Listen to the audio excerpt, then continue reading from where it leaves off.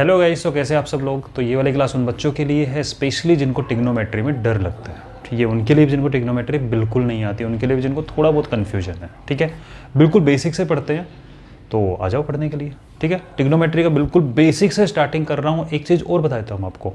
I know 21 अक्टूबर हो गया, 30 नवंबर से एग्ज़ाम स्टार्ट हो रहे हैं, ज़्यादा टाइम नहीं है, लेकिन फिर भी इतना बिलीव आपको दिला सकता हूँ कि अगर आप कंटिन्यू इन 40 डेज़ तक अगर मेरे साथ कनेक्टेड रहे, इतना ज़रूर बोलूँगा कि जितने टॉपिक यहाँ कराऊँगा बिल्कुल क्लियर हो जाएंगे। सेकंड थिंग, जितने क्वेश्चन बोर्ड पे यहाँ सॉल्व करा दिए ना, उतने क्वेश्चन में से आपके एग्ज़ाम में 40 क्वेश्चन में से 25 क्वेश्चन तो एज इट इज़ रखे मिल जाएंगे मिनिमम। ठीक है, और क्या चाहिए यार।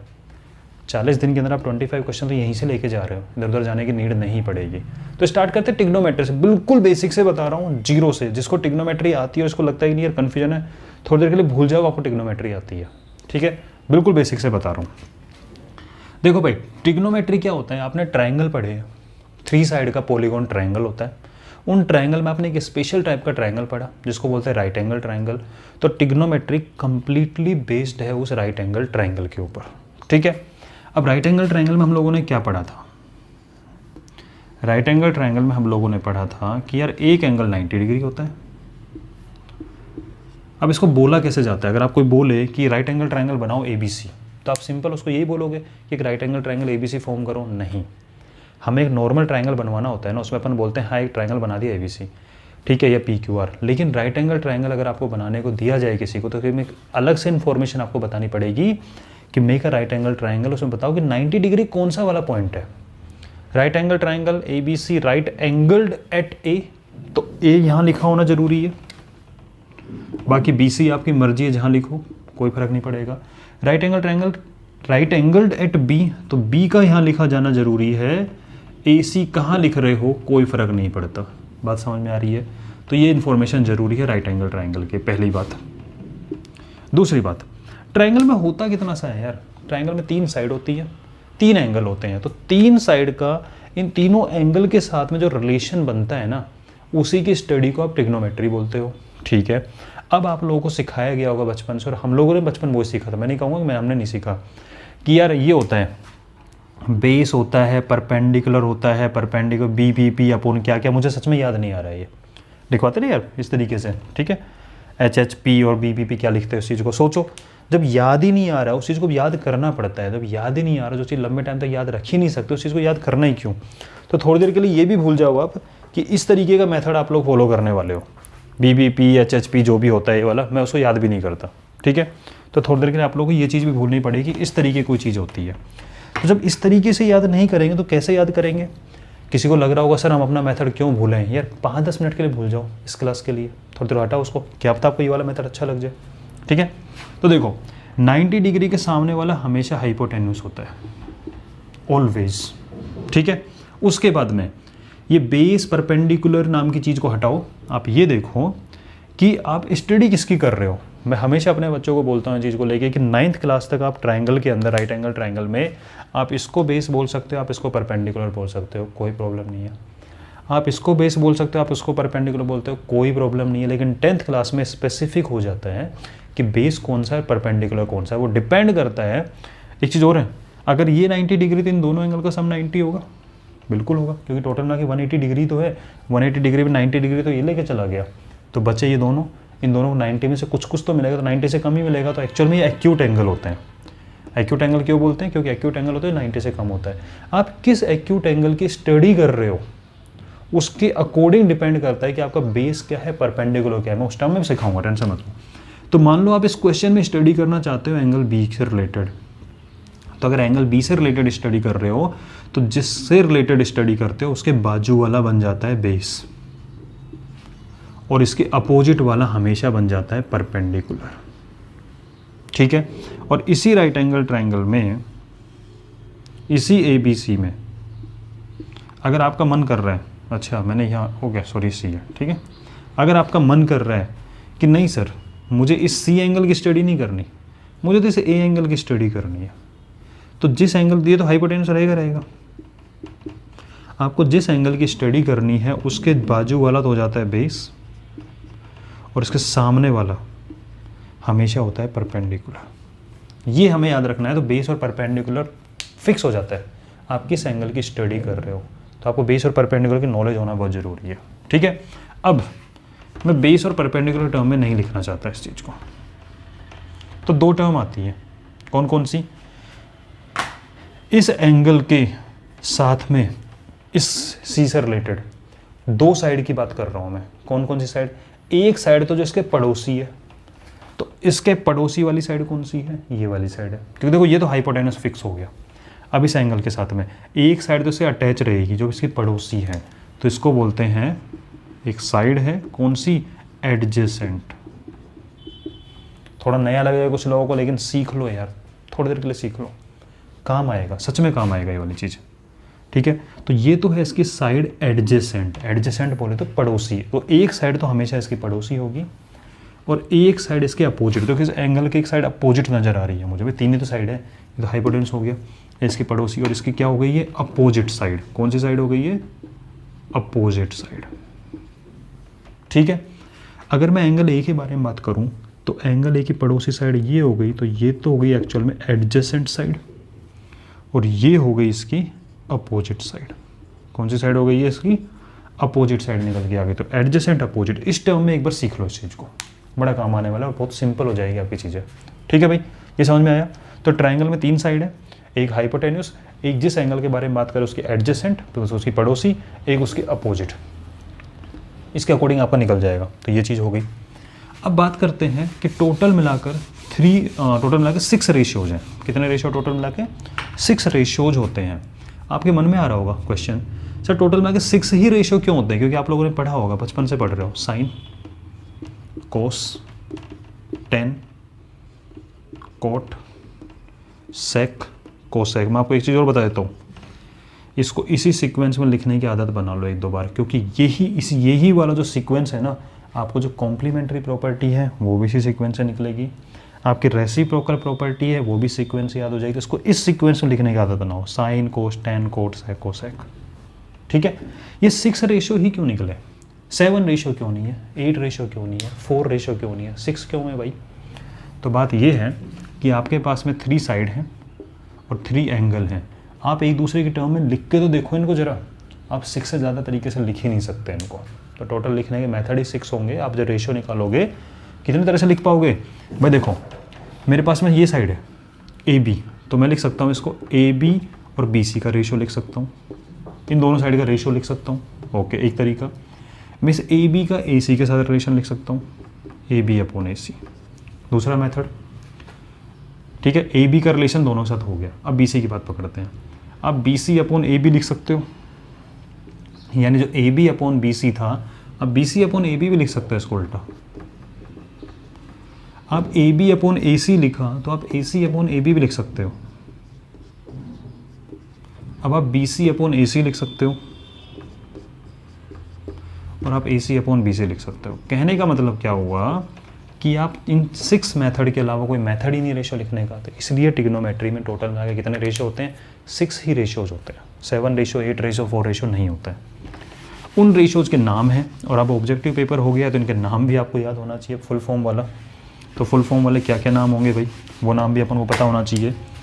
तो एक होता है साइन, SINE, और इसी का एब्रीविएशन, ये वर्ड भी पूछा जाता है कि इसका एब्रीविएशन कौन सा है। एब्रीविएशन का मतलब होता है शॉर्ट फॉर्म।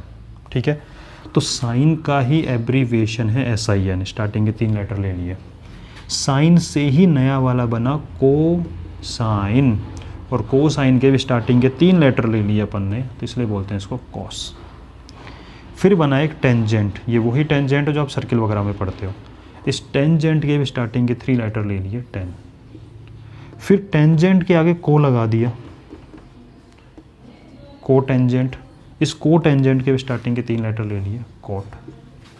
फिर लिया आपने सेकेंड, ये वही सेकेंड है सर्किल वगैरह में होती है जो 2 जगह से पास करते हुए जाती है। इसके 3 लेटर ले लिए स्टार्टिंग के, सेक, ये पूछ लेते हैं एब्रीविएशन। और फिर बना को सेकेंड, और यहाँ पर बच्चों को थोड़ा सा वो लगता है सर ये क्या बात, यहाँ पे 3 लेटर क्यों नहीं लिए? क्योंकि अगर यहाँ भी स्टार्टिंग के 3 लेटर लेते तो ये भी कोस लिखा जाता, तो कोस तो लिख चुके हैं ना, इसलिए अपन ने क्या करा, थोड़ा सा आगे ले लिया, तो इसको बोलते हैं कोसेक। ठीक है। और ये क्वेश्चन बन जाता है पूछने में कि which of the following is abbreviation, कौन सा है, तो आपको पता होना चाहिए किसका एब्रीविएशन क्या है, किसका शॉर्ट फॉर्म क्या है।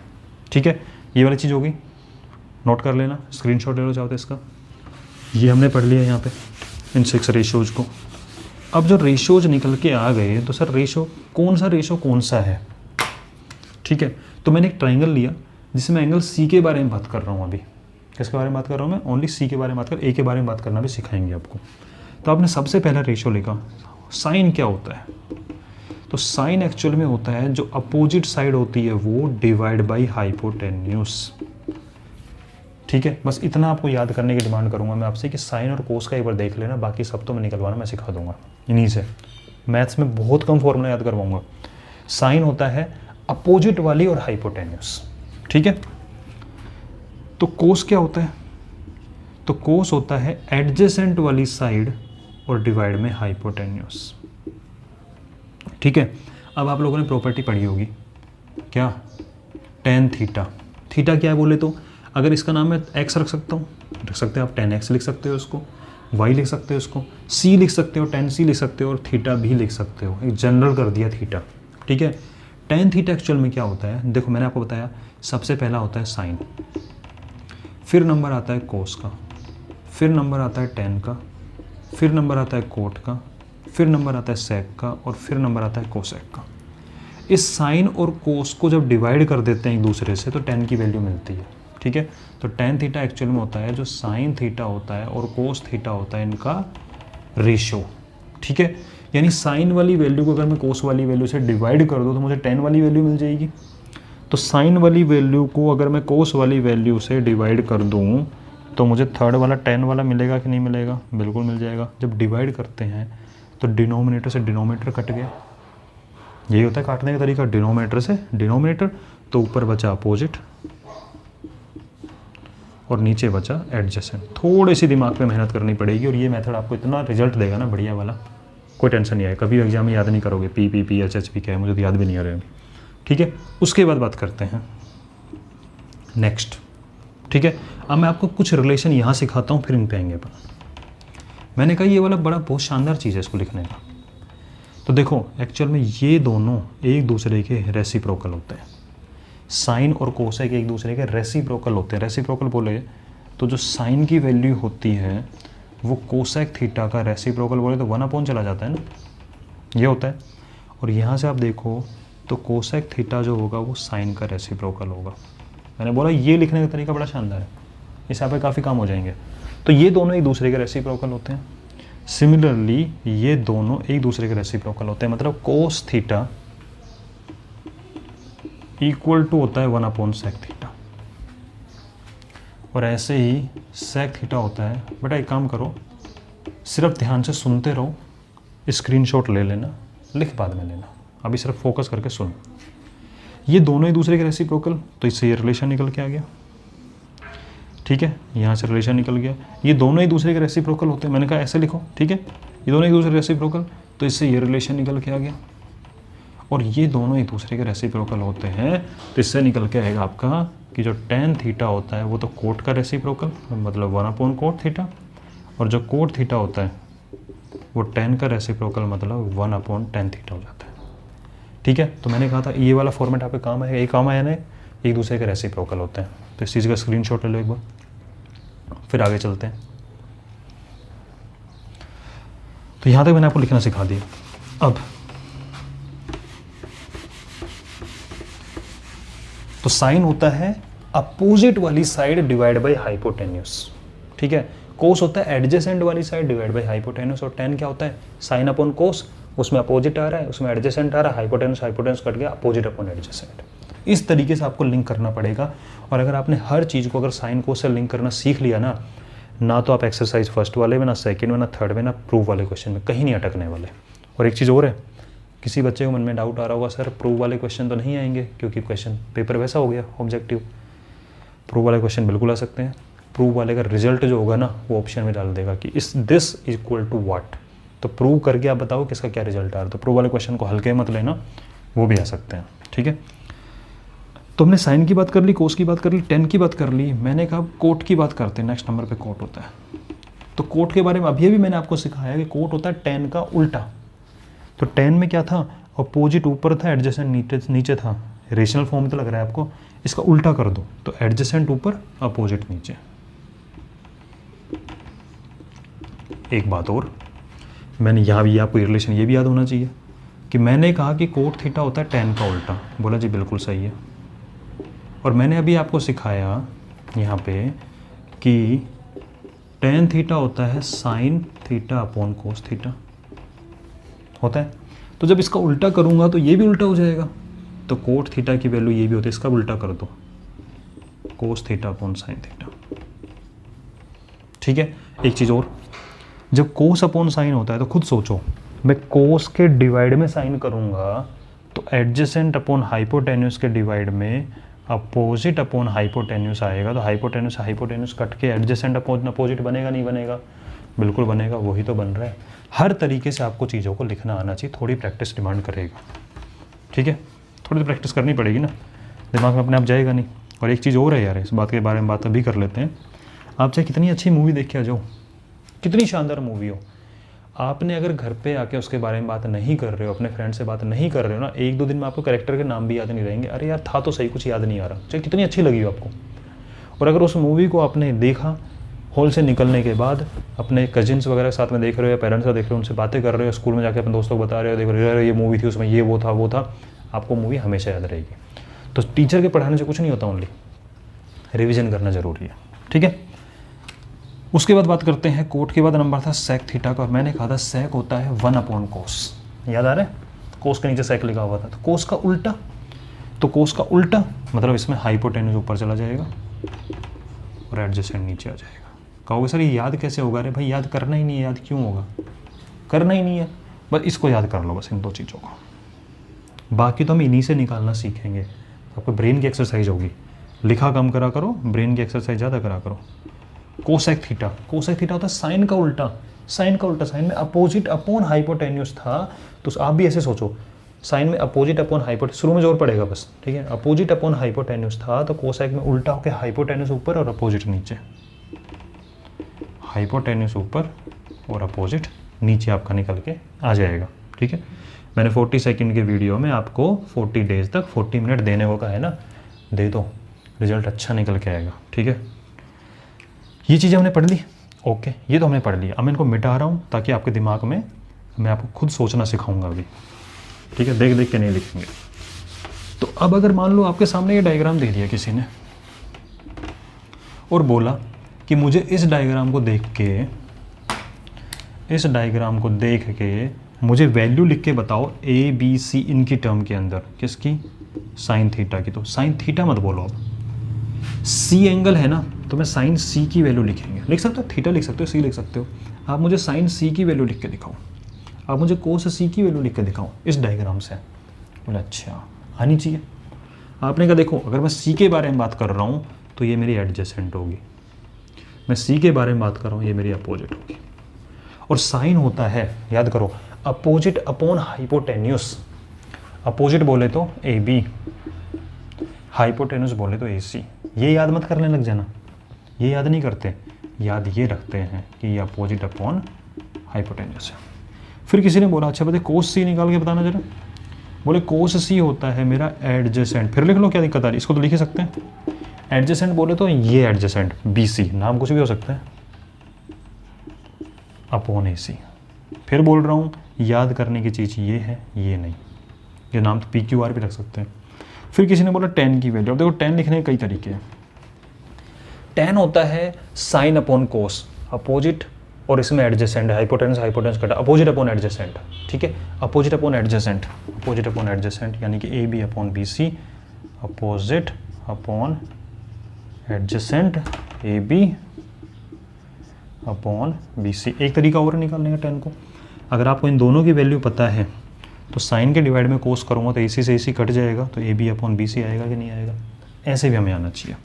फिर बात करें टेन की, तो टेन लिखने के कई तरीके, सॉरी टेन तो हो गया। बात करें कोट की, कोट लिखने के कई मेथड, कौन कौन से? टेन का उल्टा कर दो, फिर लिखना है फॉर्मूला को, आप भी लिखो मेरे साथ में लिख लेना, टेन सी। ठीक है, और टेन का मतलब होता है साइन अपॉन कोस, तो कोट का मतलब हो जाएगा कोस अपॉन साइन, उसको भी लिखो, इसको भी लिखो, जितनी बार लिखोगे उतना अच्छा है, ठीक है। अच्छा, इसका मतलब अपोजिट अपॉन एडजेसेंट ना होके उल्टा, यानी एडजेसेंट अपॉन अपोजिट। देखो अभी मैं यहाँ लिख नहीं रहा, मैं फॉर्मूला रिवाइज करवा रहा हूँ, एडजेसेंट अपॉन अपोजिट। अच्छा, तो मैं कहाँ से लिख सकता हूँ, कहीं से लिख सकता हूँ, मैं डायग्राम से देख के लिखा, adjacent upon opposite B C upon A B. मुझे डायग्राम नहीं देखना, मैंने टेन को देखा, टेन का उल्टा कर दो, बी सी ऊपर ए बी नीचे। मैंने टेन भी नहीं देखा, मैंने साइन कोस को देखा, कोस अपॉन साइन, इसके डिवाइड में ये करूँगा तो ए सी से जी कटेगा, बी सी ऊपर बैठेगा, ए बी नीचे बैठेगा। कैसे भी लिख सकते हो आप इस चीज़ को, ठीक है। उसके बाद बात करते हैं, हर तरह से लिखना सिखा रहा हूँ, मेरे साथ साथ इसी तरह से प्रैक्टिस कर लो। फिर बात करिए आपने इसके बाद में, यार ये हो गया कोट तक, अब बात करते हैं सेक की, सेक सी, ठीक है। सेक सी की बात करेंगे तो सेक सी होता है आपका 1 अपॉन कोस, उसको भी लिख लो। 1 अपॉन कोस से फॉर्मूला ही बनाना चाहो तो कोस होता है आपका एडजेसेंट अपॉन हाइपोटेन्यूस, तो हाइपोटेन्यूस अपॉन एडजेसेंट। अब दो तरीके हैं, डायग्राम में देख लो, हाइपोटेन्यूस क्या है AC, और एडजेसेंट क्या है आपका BC। मत देखो डायग्राम में, नहीं देखना तो कोस का उल्टा करना है, यहाँ देखे कर लो कोस का उल्टा, AC ऊपर BC नीचे आ रहा है, ठीक है। और ऐसे अपन बात करेंगे कोस XC की, ये होता है साइन का उल्टा 1 अपॉन साइन सी। साइन क्या होता है, opposite upon hypotenuse, hypotenuse upon opposite. अब चाहो तो डायग्राम में देख लो, हाइपोटेन्यूस AC और अपोजिट हो जाएगा आपका AB। मत देखो डायग्राम में, तब क्या कर सकते हो, साइन का उल्टा कर दो, साइन की वैल्यू पता है, इसका उल्टा कर दो, AC ऊपर AB नीचे, ठीक है।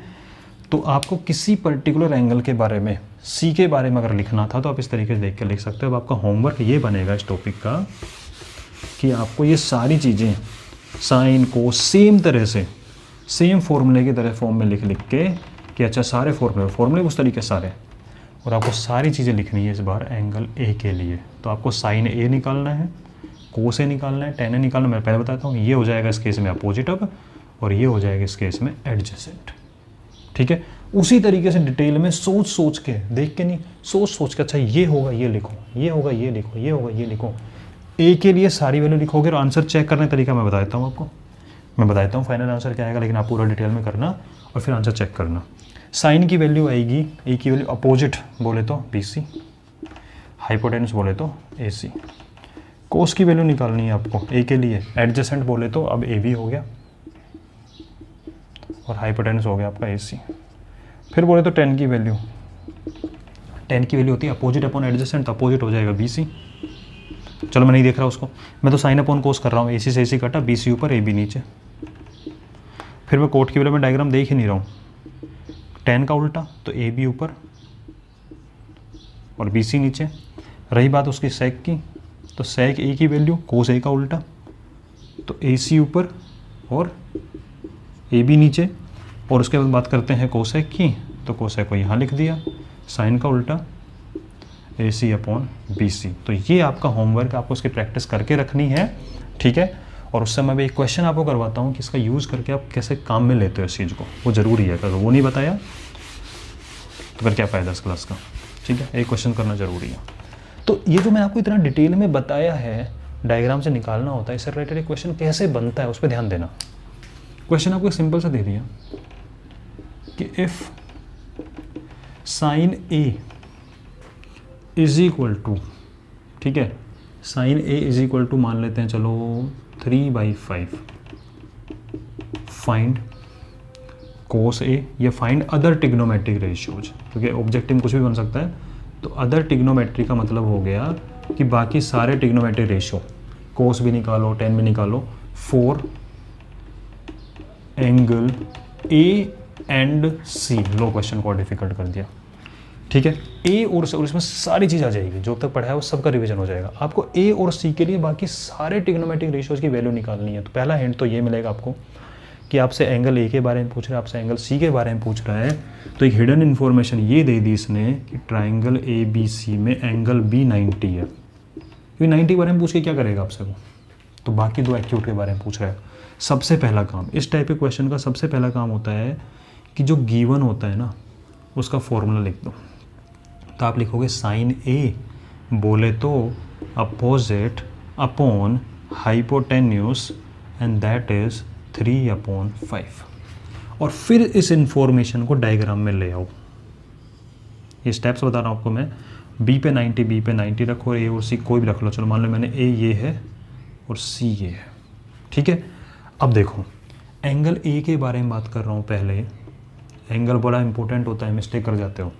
साइन ए की वैल्यू 3/5 है, तो एंगल ए के लिए मेरा ये अपोजिट होगा, ये एडजेसेंट होगा और ये हाइपोटेन्यूस होगा। और मुझे इस चीज़ इन्फॉर्मेशन से ये पता लगा कि जो मेरा साइन ए था उसमें अपोजिट की वैल्यू 3 है, तो ए के लिए अपोजिट ये हो गया, तो ये वैल्यू 3 है, और हाइपोटेन्यूस की वैल्यू 5 है, तो हाइपोटेन्यूस की वैल्यू होगी आपकी 5। ये काम आपको हर क्वेश्चन में करना पड़ेगा। शुरुआत में तो बिल्कुल करो, बाद में जल्दी कर सकते हैं हम, जल्दबाजी नहीं, जल्दी कर सकते हैं कि जो वैल्यू गिवन है डायग्राम बनाया, एंगल ए के बारे में बात चल रही है, एंगल ए को मेंशन किया, और एंगल ए के लिए अपोजिट अपॉन हाइपोटेन्यूस, अपोजिट 3 और हाइपोटेन्यूस 5 मेंशन कर दिया। पाइथागोरस का यूज करो, थर्ड साइड निकालो। तो पाइथागोरस का यूज किया तो मुझे पाइथागोरस ट्रिपलेट याद है कि 3, 4, 5 का एक सेट होता है। और वैसे देख लो यार, 5 का स्क्वायर 25 में 3 का स्क्वायर 9, सब्ट्रैक्ट करो 16, और 16 का रूट आएगा 4। अब क्या हुआ, अब आपको तीनों साइड पता है। अब मैं जल्दी में आपको बताता हूँ कि कैसे आप ए के लिए सारे निकालोगे और सी के लिए कैसे सारे निकालोगे। तो सबसे पहले सुनो, सबसे पहले निकाल रहे हैं हम कोस ए। कोस ए होता है, तब ए के लिए बात कर रहा हूँ, तो कोस होता है एडजेसेंट अपॉन हाइपोटेन्यूस। तो एडजेसेंट इज 4, हाइपोटेन्यूस इज 5। फिर हमने बात करी 10 की, और मैं एक बार साइन दोबारा लिख देता हूँ, ये रहा साइन। 10 निकालना है, मत देखो डायग्राम, नीड ही नहीं है डायग्राम देखने की, फिर भी देख के बताऊंगा आपको मैं। साइन के डिवाइड में कोस कर दो, 3/5 के डिवाइड में 4/5 किया, 5 से 5 कटा, ऊपर 3 बैठेगा, नीचे 4 बैठेगा, 3/4। और 10 का फॉर्मूला होता है अपोजिट अपॉन एडजेसेंट। अपोजिट 3 है, एडजेसेंट 4 है, क्योंकि हम ए के बारे में बात कर रहे हैं अभी, ठीक है। तो अपोजिट इज 3, एडजेसेंट 4, आंसर सही आ रहा है। उसके हिसाब से कोई कोट निकलवा ले, तो कोट तो आप 10 का रेसिप्रोकल करके बता दोगे, 4/3। और चाहो तो डायग्राम से बता सकते हो। कोट होता है 10 का उल्टा, तो अपोजिट अपॉन एडजेसेंट नहीं, adjacent upon opposite, adjacent upon opposite, 4/3। कोस की वैल्यू आपको पता है, तो आप सेक की वैल्यू आराम से निकाल सकते हो, कोस का उल्टा 5/4, ठीक है। और आपको यहाँ से कोसेक की वैल्यू निकाल सकते हो, तो कोसेक ये हो जाएगा साइन का उल्टा 5/3, ठीक है। उसके बाद में अब आपका मन कर रहा होगा सर आगे चलते हैं, आगे चले तो बोले अब सी के लिए निकालेंगे। हम निकालेंगे साइन सी, कोस सी, टेन सी, कोट सी, सेक सी और कोसेक सी, ठीक है जी। जब आप सी के लिए निकाल रहे हो तो आप दूसरा डायग्राम बनाओगे। कौन सा डायग्राम बनाओगे, चलो दूसरा डायग्राम बना लेते हैं, यहाँ बना देता हूँ दोबारा से। ये सी है, ये बी है, ये ए है, ये, और आपको अब इंटरेस्ट है सी एंगल में। जब सी में इंटरेस्ट, और ये है 3, ये है 5, ये 4, ये चेंज नहीं होंगे, आपने निकाले। सी में इंटरेस्ट है तो अब ये हो गया अपोजिट आपका, और ये हो गया आपका एडजेसेंट, और हाइपोटेन्यूस तो फिक्स रहेगा। आपको साइन निकालना है, साइन सी, सी के लिए, और हमें साइन का फॉर्मूला तो वही रहने वाला है, अपोजिट अपॉन हाइपोटेन्यूस। लेकिन अब अपोजिट बदल गया है, पहले अपोजिट ये था, अब अपोजिट ये है। तो साइन का फॉर्मूला बनता है अपोजिट अपॉन हाइपोटेन्यूस। अपोजिट हो गया 4, हाइपोटेन्यूस हो गया 5। कोस सी की अगर मैं बात करूँ तो हो गया एडजेसेंट अपॉन हाइपोटेन्यूस, एडजेसेंट हो गया 3, हाइपोटेन्यूस 5। टेन सी साइन अपॉन कोस, 5 से 5 कटा, 4/3, ठीक है। कोट सी 10 का उल्टा, सेक सी कोस का उल्टा 5/3, कोसेक सी साइन का उल्टा 5/4। देखो कितना ईजी है। बस काम की बात ये ध्यान रखने वाली, एंगल ए एंगल सी की पोजीशन के अकॉर्डिंग आपका अपोजिट और एडजेसेंट बदल जाता है। और इसमें एक बड़ी इंटरेस्टिंग चीज़ भी आपको समझ में आ रही होगी, देखते हैं क्या इंटरेस्टिंग चीज़ है। यहाँ तक आपका क्वेश्चन कंप्लीट हो चुका है, तो आगे की एक चीज़ बता रहा हूँ।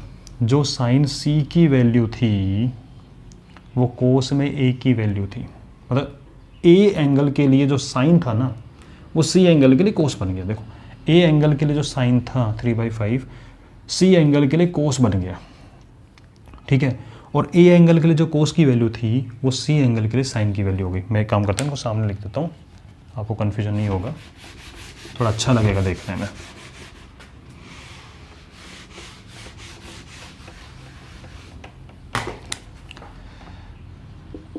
साइन में ए की वैल्यू भी यही थी 3/5 और कोस में ए की वैल्यू थी 4/5 और टेन में ए की वैल्यू थी 4/3 और कोट में ए की वैल्यू थी 4/3। क्या कर रहा हूँ मैं, हाँ, कोट में ए की वैल्यू हो जाएगी 3/4, ठीक है। और इसमें सेक की वैल्यू क्या हो जाएगी, नीचे लिख देता हूँ सेक की वैल्यू हो जाएगी कोस का उल्टा 5/4 और कोसेक की वैल्यू हो जाएगी साइन का उल्टा 5/3। कुछ पैटर्न नज़र आ रहा है? क्या पैटर्न नज़र आ गया भाई? एक सेकेंड रुकना, मैंने कुछ उल्टा तो नहीं किया, ये तो सही कर दिया। इसकी कोस की वैल्यू 4/5 थी, कोस ए के लिए, हाँ जी 4/5 था, बिल्कुल सही था, ठीक है। तो ये हो जाएगा आपका साइन ए, कोट हो गया, टेन हो गया आपका, अरे उल्टा लिख देना यार, कोई बात है। टेन मतलब साइन अपॉन कोस 3/4, कह रहा हूँ कुछ फील हो रहा है। कोट मतलब कोस अपॉन साइन, तो 4/3, ठीक है। और कोसेक हो गया आपका इसका उल्टा, ये वाला, हाँ ध्यान दो इसमें। जो साइन में सी की वैल्यू थी 4/5 वो कोस में ए वाली वैल्यू है। यानी कि क्या चीज़ समझाना चाह रहा हूँ, अगली वाली क्लास में डिटेल में बताऊँ। 90 डिग्री कॉम्प्लीमेंट वाला आपका हट गया सिलेबस, लेकिन समझ लो उस चीज़ को। एंगल ए और एंगल सी कॉम्प्लीमेंट होते हैं, ठीक है। और कॉम्प्लीमेंट क्या होता है, जो मैंने आपको चीज़ बताई थी, साइन, कोस, टेन, कोट, सेक और कोसेक, ये एक दूसरे के कॉम्प्लीमेंट होते हैं। 90 डिग्री का रिलेशन चलता है, ये एक दूसरे के कॉम्प्लीमेंट होते हैं। 90 डिग्री का रिलेशन चलता है, ये एक दूसरे के कॉम्प्लीमेंट होते हैं। 90 डिग्री का रिलेशन चलता है, यानी साइन और कोस में कॉम्प्लीमेंट्री वाला रिलेशन चलेगा। और एंगल ए और एंगल सी कॉम्प्लीमेंट्री एंगल है, याद करो 7th 8th class. Complementary angle वो होते हैं जिन दो एंगल का सम 90 डिग्री होता है। तो जब ये 90 गया तो इन दोनों का सम भी 90 होगा, ठीक है। ये कॉम्प्लीमेंट्री एंगल है, इसका मतलब साइन और कोस में ए और सी वाला रिलेशन चलेगा कॉम्प्लीमेंट्री। डिटेल में बाद में करेंगे, तो थोड़ा सा एग्जाम्पल सामने था, ये मैं सोच रहा सर जल्दबाजी में बता रहे हो, एग्जाम्पल सामने था, आपके दिमाग में थोड़ा सा डाल के जा रहा हूँ, ठीक है। तो देखो साइन सी की वैल्यू कोस ए के इक्वल है इंटरेस्टिंग पैटर्न। ए के लिए जो साइन की वैल्यू थी सी के लिए वो कोस की वैल्यू है, ए के लिए जो कोट की वैल्यू थी वो सी के लिए टेन की वैल्यू है। तो वैल्यू चेंज नहीं हो रही है, देखो वैल्यू सेम है। तो एक पैटर्न को आपको सिर्फ ऑब्जर्व करना सिखा रहा हूँ और कुछ नहीं बता रहा हूँ अभी, ये डिटेल में बाद में करेंगे अच्छे से इस चीज़ को, ठीक है ना। चलो आज की क्लास में इतना ही, इसको कंसेप्ट को रिवाइज करके रखना। क्वेश्चन अपन ने एक कर दिया है, उसे निकालना है, और उसी से रिलेटेड आपके काफ़ी क्वेश्चन है, और एग्जाम में एक क्वेश्चन पक्का आना ही आना है। किसी भी एक एंगल के लिए आपको वैल्यू दे देगा, उसका यूज़ करके बाकी ट्रिग्नोमेट्री रेशो में कुछ भी पूछ सकता है वो, ठीक है। उसका तरीका वही है, उसका फॉर्मूला लिखो, करेंगे प्रैक्टिस क्वेश्चन की। तो मिलते हैं नेक्स्ट क्लास में।